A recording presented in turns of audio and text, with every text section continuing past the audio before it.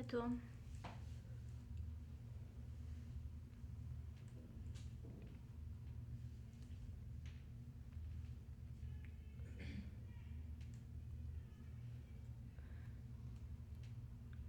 Je bosse dans une boîte de com et chaque année, la boîte nous offre un voyage avec les collègues. Cette année, on devait partir à Marrakech. C'était du vendredi 16 au lundi 20, je crois. Sauf que le 16 juillet, c'est l'anniversaire de mon compagnon. En plus, cette année, c'était ses 30 ans.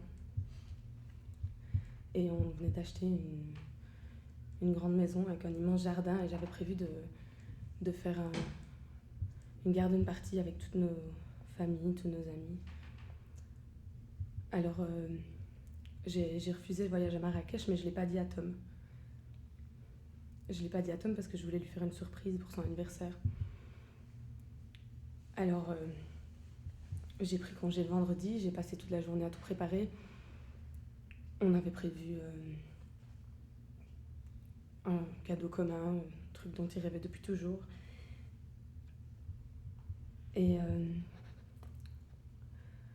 on était plus ou moins 80 personnes à venir à son anniversaire. Alors le vendredi en question, vers 19h, les gens ont commencé à arriver. Et vers 19h25, j'ai demandé à tout le monde de commencer à se cacher et de faire silence parce que Tom allait arriver. Alors il y avait des gens un peu partout, derrière les rideaux, derrière le sofa. Et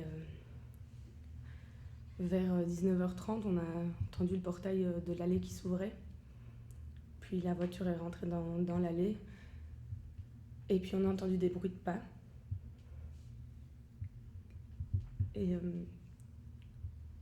puis des rires.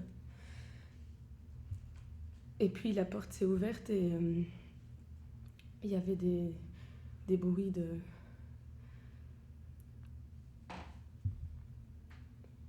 Alors mon frère a ouvert la lumière. Et là, Tom était avec une femme que je connaissais pas. Il était à moitié déshabillé et ils étaient en train de se charrier, de s'embrasser, de se taquiner. Alors, il est resté là comme un piquet au milieu de la salle. Et puis je me suis rendu compte en fait que tout le monde était autour de nous et que tout le monde nous regardait. Et en fait, ce qui était horrible, c'est que j'avais l'impression d'être la seule à découvrir ça, que tout le monde le savait depuis longtemps, que les gens n'étaient pas étonnés mais embarrassés.